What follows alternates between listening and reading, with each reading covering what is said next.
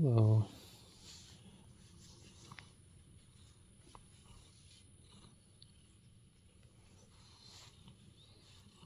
It's my friend right here.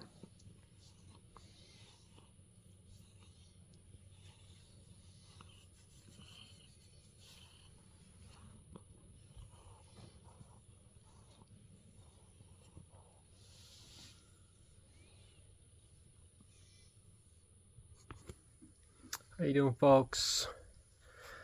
It's been a while, but I think it's time for an update.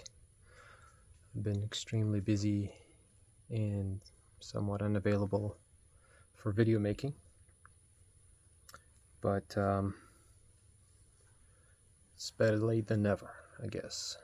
So let's not waste time and let's just go around and see what's changed.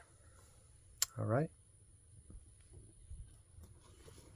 Are you coming with me? Alright,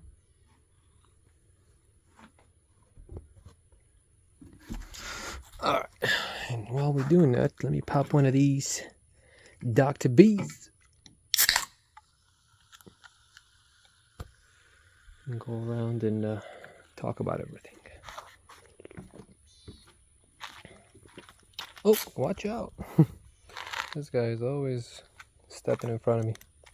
I worry about you sometimes. Kind of crazy. Want some belly rubs? We'll do it later. Don't worry about it. Alright, so, watch out, boy. Let's talk about all the developments and oh, look at Scudolini over there and all the updates, my successes and my failures so far, and we'll go on from there. All right, so we are in November. The weather is changing. It's still actually pretty hot. So yesterday was 86 and the lowest was 71, so we're still somewhat feels like summer. We're still in it. All right, so watch out, boy. Let me walk. All right, so let's start from the front. Not much has changed here. These figs have kind of been stuck at this growth rate. They are growing, but slowly. I'm gonna move them. They're gonna go where the other figs are. Just because, you know, I'm learning my lessons, the things that I'm doing right. You know, I feel good about it. The things I'm doing wrong, I don't, and I do my best to change it. You wouldn't believe it. This guy just keeps following me and just stepping in front of me. I'm stepping on him sometimes, and he doesn't stop. Anyways, these figs are moving. Just because I think it's the wrong spot. I can probably put something different here. I'm thinking citrus, so I'm propagating a lot of citrus in that little greenhouse, and that some of them will probably go here.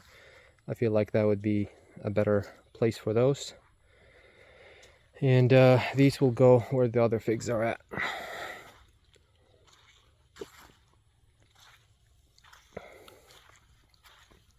Hello. She always says hello. He doesn't speak much. He's a silent killer. All right, so let's go ahead and go through this.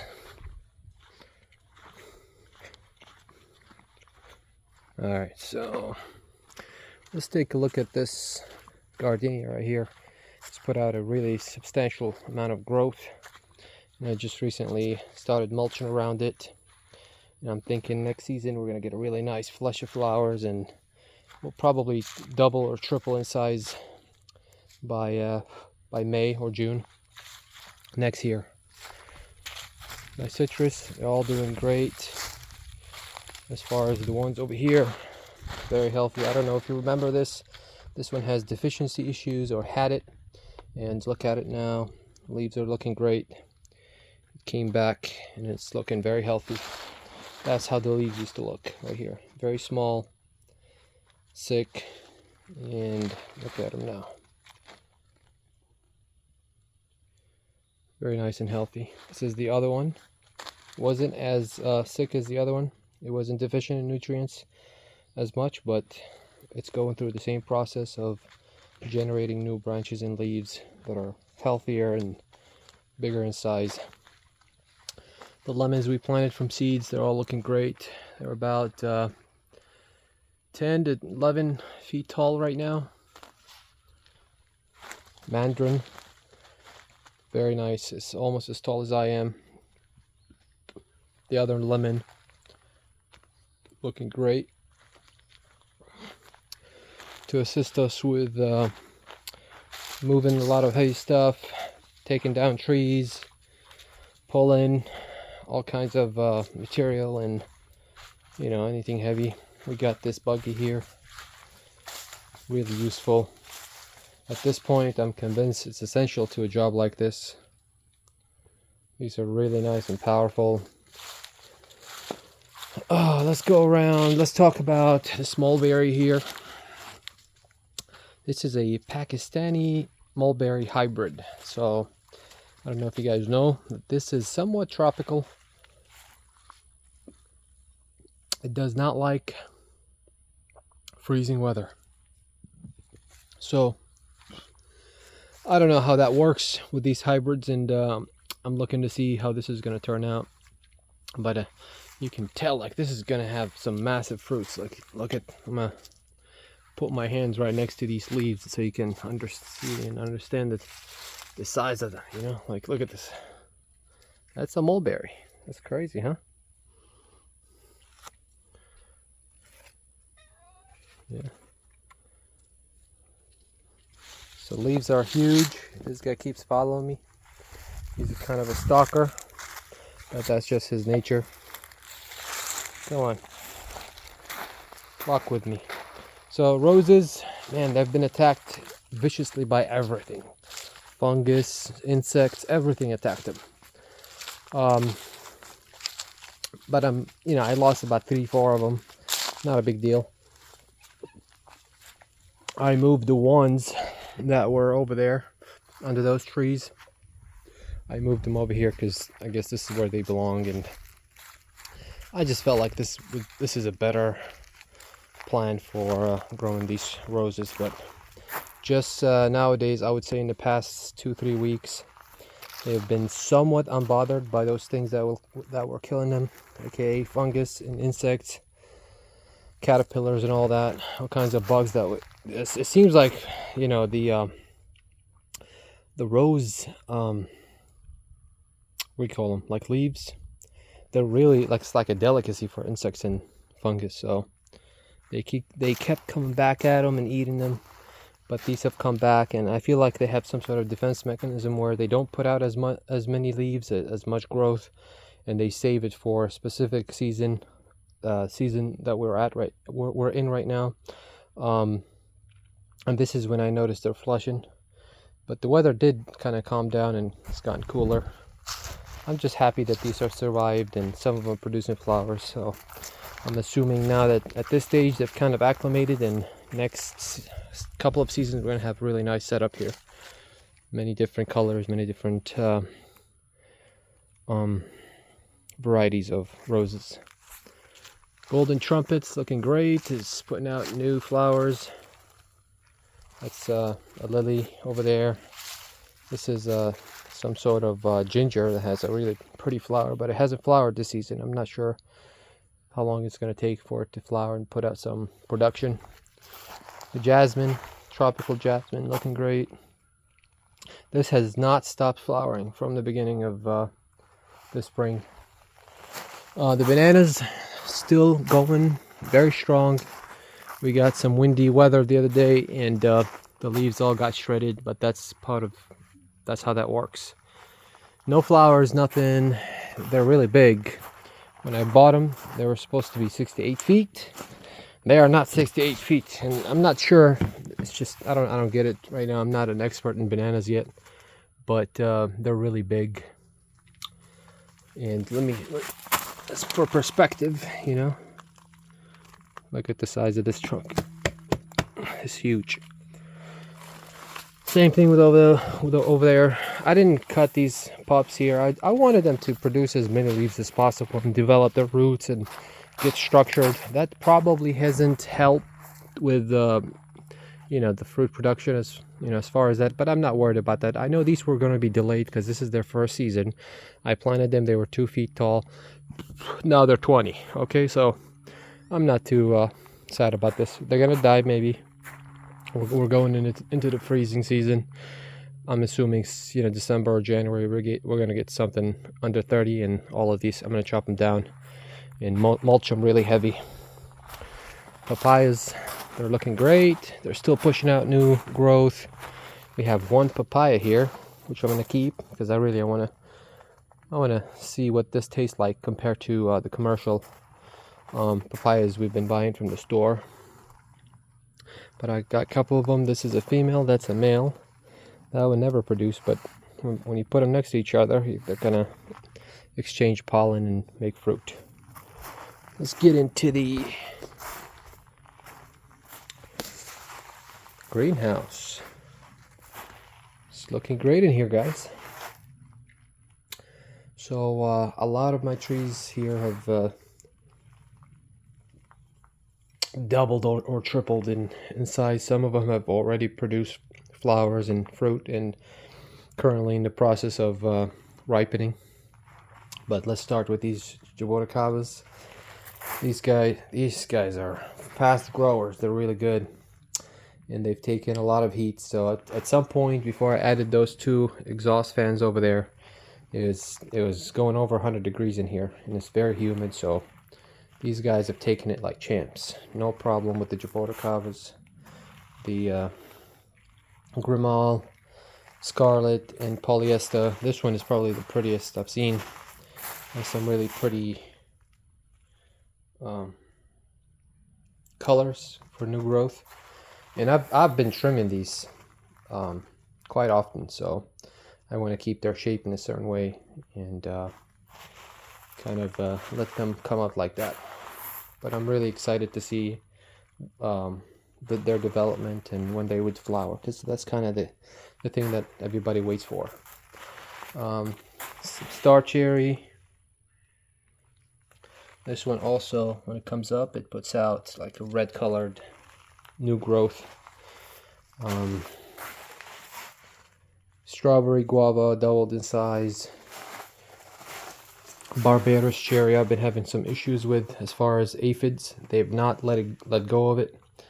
I have had them a lot more under control recently, using some insecticidal soap and some neem oil, and that has significantly reduced their numbers, but they keep coming back and attacking this specific plant here and my June plum. This Middle Eastern jujube. It's called Ziziphus spina Christi. Really nice, and it's doubled in size. It was really tall. It's about 10-11 feet. I bent these branches down. Now we're going to get new growth from here, because these plants sense gravity and they don't grow down, they grow up. But it's going to stop at this stage from going down. As you can see, these branches are red. They're still in growing development, but they're going to stop and they're going to go new branches. The reason why I did that is because the base is still very thin. It's not that mature, and I don't want it to continue to grow with thin trunk habits. Okay, you stay outside. You're a menace. All right, this is sweet and sour Indian, or I would say not Indian, but maybe Asian Ziziphus. So it's flowered, but I decided to pluck the one that was in its spot here and change it and put this one instead, because this one I'd probably like the fruit more. I know what they I have an idea what they taste like, the sweet and sour variety, so we'll see about that. So I chopped it down and just recently started pushing out new growth, and we'll see. Hopefully, look at this weirdo. There's a little bit of water in there. Anyways, this is the other variety. It's already producing. This is Miss India, I believe. It's got few fruits on it. We just recently had some sort of heat wave and it's gotten really hot in here, and some of the fruit is dropping, but some is hanging on. So I'm just really excited to see this one. This one is about to go drop. I'm excited to taste this variety. That's all I wanted to do. Same thing for this right here. Some of these fruits are going to drop and some of them will survive, like that one. It's still green and some of them are yellowing. But this is another Indian variety of Ziziphus mauritania. It's called Balsandari. So this is, I'm really interested in tasting what those are all about. This is that other one that I had in that pot over there. This is another Ziziphus mauritania. And this one is a little bit sour, a little bit bitter, a little bit sweet. It's kind of weird, but you know, that's why I kept it. Like, I'm not getting rid of it. I'm gonna collect it as a variety, and it looks like it's a great rootstock because it's very vigorous and very fast in growth. So these are great. This is the other one. I don't know what this one is all about. I got it from Florida. The flower has never materialized into fruit, but the growth is comparable to the other ones. I have noticed that their flowers are much more susceptible to getting dry. Miss India is the best as far as flowers becoming fruit. This is the second best. Balsandari. I don't know the variety of this. When I bought it, it only said Ziziphus mauritania, and it came from Florida, so I'm not sure what it's going to be like. I don't know if it's that green type or is it a different kind. I'm not sure. We'll see. Different plants, and this is some rootstock for the Chinese jujube, Ziziphus jujuba. I'm gonna graft on next season. This is a cat plant right here. It's very nice. Yes, it also speaks. Cherimoyas, they're still growing. They've been growing up, but I bent them just like I did with that one over there. I bent them down, and now they're putting out new growth, and they're going to shoot up from here and they go up. Same thing with this one. All the guavas have been going through the same process. All of them been bent, all these branches. Same thing with the other ones. They're going to get hormonal signals at this spot right here, and they will start shooting up. I don't want skinny branches up there because I'm assuming this is going to flower soon. If I'm getting any flowers here, that's great as far as these ones at the bottom. But every time I see a new flush of branches and they look kind of skinny, I'm going to bend them down. I'm going to have basically umbrella shapes every 1.5 feet. This way I can retain as many leaves as possible to create more energy for the roots and flower and fruit development. These Duca Tuscany jasmines, I put them in a greenhouse now because we're about to start getting freezes. They don't do well in freezes, so they will live here for now. I'm not sure what this is called, but it's really cool. I like it. June plums, I have recently cut it in half. Basically, I pruned it in half. It's a very, very fast, vigorous grower. But I took about half of the fruit. It was just basically taking over this area, it's taking over the greenhouse. It was supposed to be a dwarf variety. I'm not sure whether it is or not, but it's a very fast grower and it's loaded with fruit. And I'm assuming some of these over here, the bigger ones, they're about to turn yellow, especially that one over there. Some seedlings and cuttings I'm propagating over here, like a golden ground cherry and all kinds of stuff, basically. White sapote. Since I removed the tarp off of the greenhouse, they came back and started growing. So I'm really excited to see what these are gonna look like soon. By next spring, they should flower and produce. Here's that Duca Tuscany jasmine flower. carambola. This thing is also, it's another massive grower. I've cut it down like 3 times and it comes back really fast. Some angel trumpets I'm propagating from cuttings. I have a whole bunch of them here, like 20 of them, and they're very easily propagated. That one Pakistani hybrid mulberry, and I just took a cutting, put it down here, and it worked out really well. This is that miracle berry. It's tripled in size basically, and it's been putting out new leaves since. And I really love all these tropical plants that come up and they're really red in the beginning. It's such a cool look. It looks like flowers basically. The mango doubled in size. It's pretty cool looking now. This carambola is actually flowering, and I've had a couple of fruits, but they dropped. But see, like I don't know if you can see. Let me see if I can zoom in. But some of them are kind of wanting to turn into fruit. But like I said, it's been kind of hot, so these fruits are dropping. And I don't know what to do with them right now. I'm just gonna let it do its thing. But this thing it's bending at the top, so it's maybe more than 12 feet. Longan, this is looking great. Doubled in size. Everything doubled and tripled in size, except for the carambola and the June plum. Those are massive. They're very fast growing. I did a little bit of digging down there, and the roots is actually like here for the carambola. They actually went through the pot all the way down, and they came to here. So that's crazy.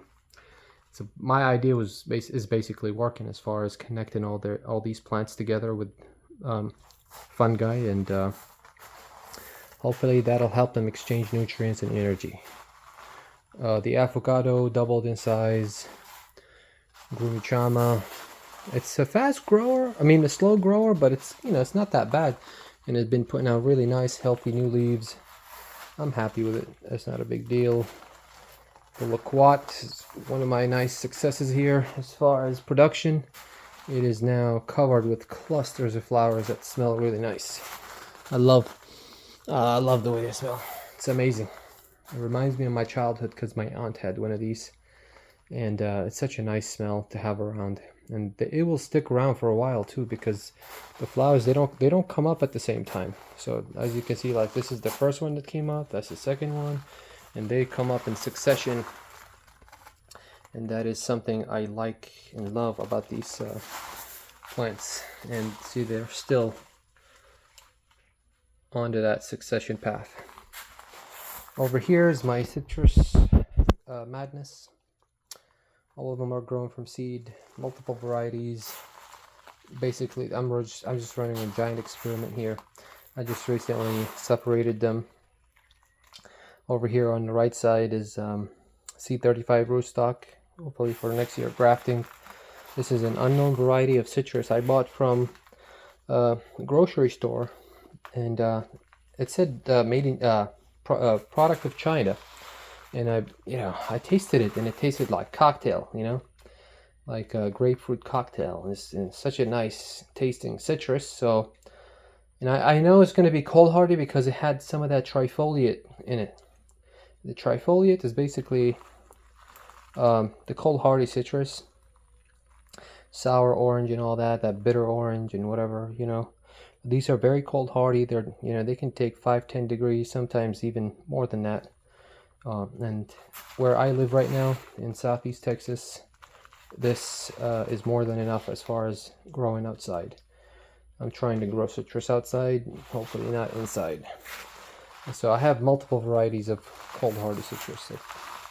This one right here has really good potential, and I'm growing a lot of stuff, a lot of oranges that are grown already in Texas, and I bought them from the store, and now I'm growing them from seeds. I got some more rootstock varieties. This is Dunstan Citramello. It's also a trifoliate. It doesn't have any deficiency. That's just how they come up in the beginning. They're kind of, light colored leaves, fluorescent, and then they turn green just like the other one. The two in the back are the big ones in the back. They're Swingle. That's what they call. A guy named Dr. Swingle developed them back in the day. Over here, some extra C35 in that unknown Chinese variety of grapefruit.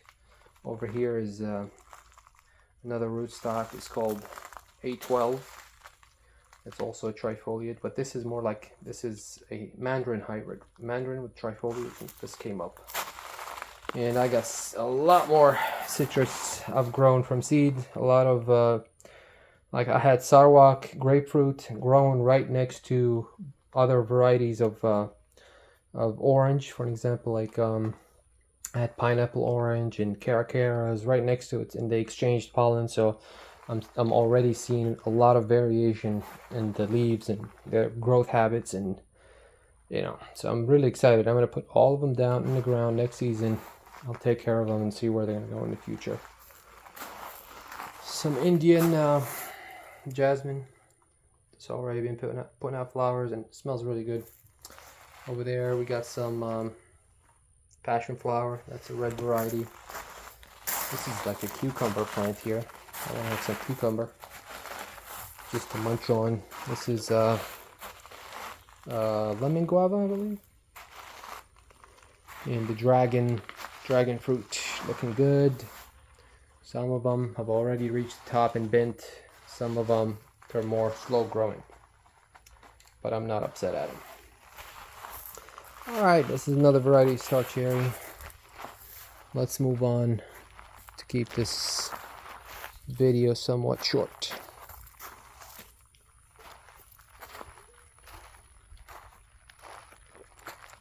These dwarf bananas here, I just chopped them down a little bit because we had somewhat of a cold snap. It was like 39 degrees here, and some of their leaves turned yellow, so I just chopped them down to allow some of these pups to come up. I got some new varieties of jujube. Over here it's called Black Sea. Over here it's called Panzao. This one is, I'm very excited about this one. So we got new Papao. And these are some new fig varieties I'm going to plant. Oops. There you go.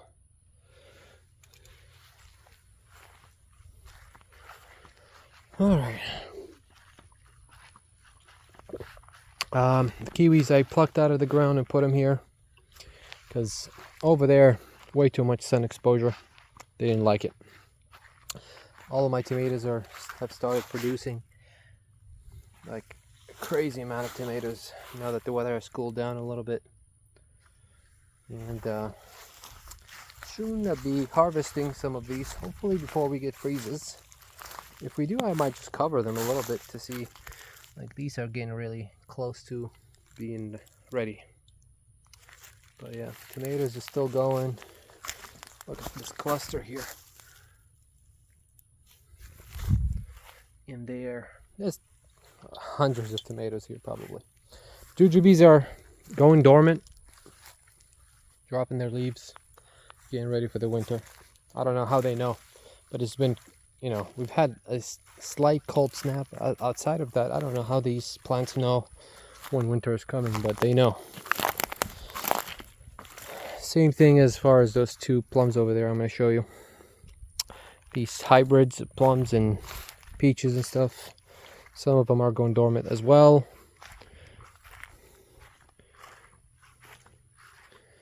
This pear kind of went dormant somewhat and came back and produced because the weather is getting kind of weird, cold and hot, hot and cold. It's like that. Excuse me. All right, these two plums here sleeping. It's apricot and apriums. Citrus is looking great. I am very excited to see how these will do this season now that they've put out some nice strong growth. The roots have developed nicely. Trying to keep these grasshoppers off of them. Sorry about my neighbors. It's deer hunting season, so everybody's like practicing and stuff. This one's looking the nicest, I would say, as far as growth. It's a Hamlin orange. That one has put out some substantial amount of growth as well. This is a white pomelo, Caracara orange, white pomelo. This is that Sarawak that I had. Most of these are Satsumas, so hopefully we're not going to get into 14-degree weather again and get a break as far as that. And I'm just hoping for the best to see. I forgot what this is. Oh, it's a hydrangea. Yes, so I lost one of them here for some reason. The one that had more protection, this is the one that suffered and died. But as you can see, it had a really nice canopy above it. I'm not sure why it didn't make it. The ginger soap, or soap ginger, still there, still looking good. I'm assuming ginger takes more than a day or more than a year to come up. Loquats, the ones that have survived, they have survived and they made it, and they're still going. This one keeps. I'm trying to see if I can save this branch, but I don't know. This branch is not cooperating. I gotta tie it up to this stick. But different varieties. The ones that have survived, they're putting out new flushes of growth, and they're looking good. I have multiple varieties. Big Jim, Brendanton has flowers. Yehuda, a couple of seedlings I grew from seeds. Actually, 3 of them. There's another one over there. That one over there, I forgot what's it called. That's a Big Jim. This is that Brendanton over here. It's covered with flowers. So if we start freezing really heavy, I might have a little fire right next to it here, just so I can keep the flower and the fruit on it. There's another little one here. Hibiscus flowers. Hibiscus have survived and they're looking great. What a pretty flower. Look at this creature on it. At some point I'm going to create a catalog for all of the creatures that live on my land here. I think you'd be surprised at how many I've been seeing and enjoying their presence around. These hibiscuses will move over there on the right side of the greenhouse facing south for protection, and because I'm going to start climbing all these trees and chopping them down. I made a mistake keeping them around, but this one, this one, this one, this one, they will go down. They're not, I don't like their spot right now. And I will have more rows of fruit trees here. Some of them are the ones I propagated, some of them I might buy.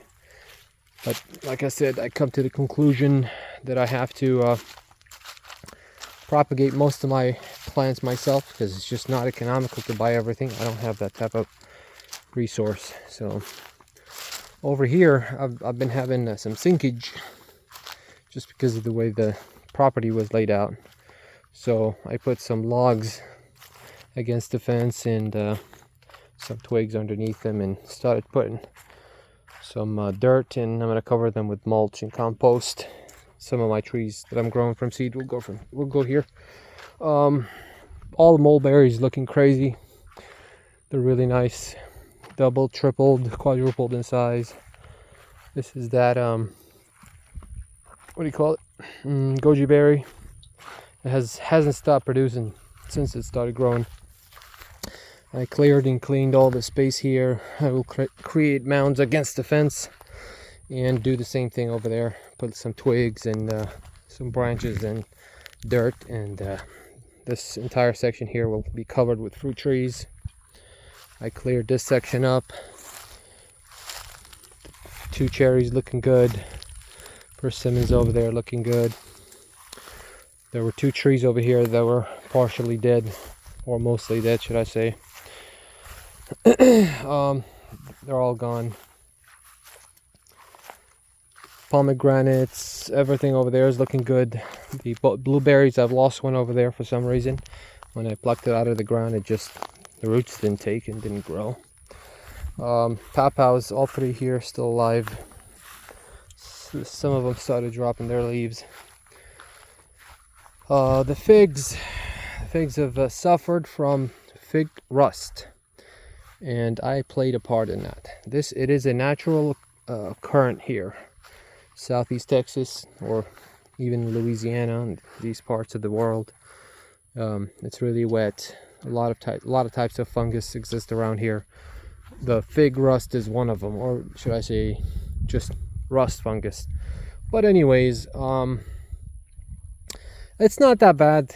Like I said, I played a part in it, and what I mean about that is I irrigated from the top. I had like irrigation similar to that over there, and I was just irrigating from the top, basically sprinkling water from above these trees, and that did not help. It made things wetter, and I lost a lot of leaf growth, but that's fine. I've had plenty of figs from these and I enjoyed them, but as far as next season, I have a new plan of attack as far as growing these here in such close proximity. They will not be as tall. I'm going to keep them short. I'm going to keep the harvest fast and concentrate plant growth, mainly for fruit production at a specific level, maybe 4 to 5 feet max. But as you can see, some of them are still loaded with fruit, but I doubt that I'm going to harvest most of these figs here, just because they don't have enough leaf to produce enough energy to ripen these figs. I'm assuming this one might, because it's been swelling and showing signs of ripeness or ripening. So we'll see about that. These Asian pears will move where I'll move them back where those cold hardy kiwis were, so they'll go here. In this section here, we'll have another row or maybe 2 rows of I guess just 1 row, not 2, just another row of fig here. We'll see. I might be able to shove another row in there. So this entire section here will be for figs, and it will be managed and taken care of in a specific way that doesn't get in the way of having other fruit trees around. So I kind of made a mistake here by adding these Asian pears and having them close to the figs. So I'm going to correct my mistake and move them over there when they go dormant. Just look at those mulberries. They're all looking good. Mulberries don't produce the first year.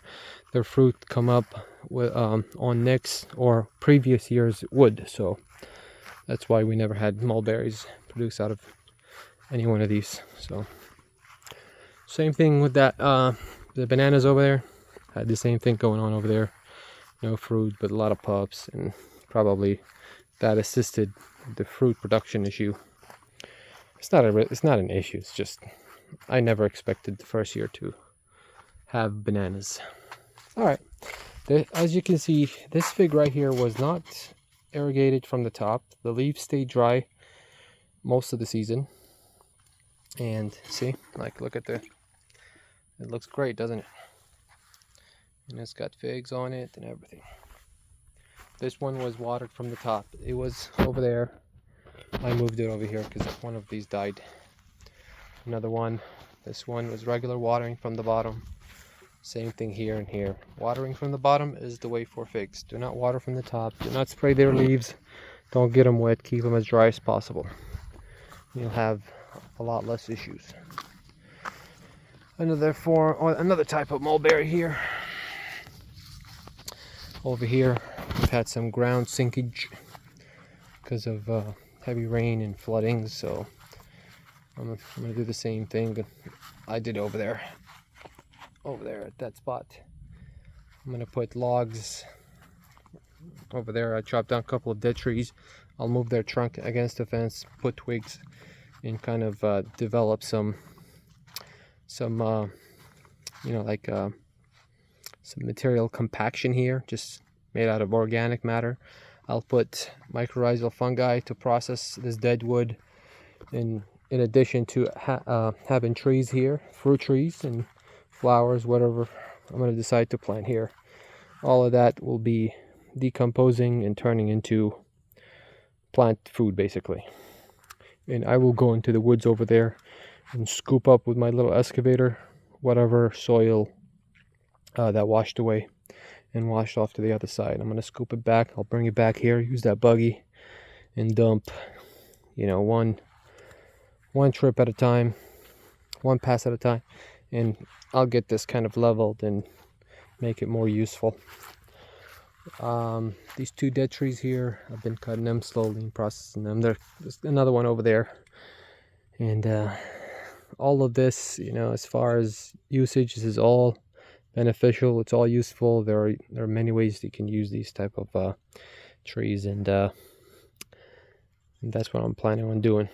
The plums that I planted here, they've all made it almost, not all of them, but the ones that have made it after that initial growth stage when they were really young, it took a lot of heat very suddenly, and so a couple of them did not make it, but I see 5 right now that are looking good and producing new leaves, and they're looking great. As far as just first season growth, they're fine. Over here we'll have some of that cheap, like Chinese tunnel greenhouses. I'll have 3 of them here to either propagate trees and sell them and create revenue, or have some sort of protein production for my chicken, hopefully, that I'm gonna have around here by next season. Let's take a look at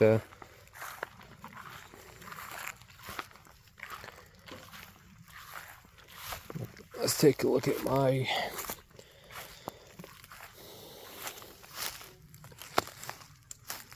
solar power production. The frames, the way I set them up here, what I've used so far, an entire season went by.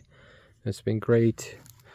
We've had a couple of storms, high wind, a hurricane passed by, no problem.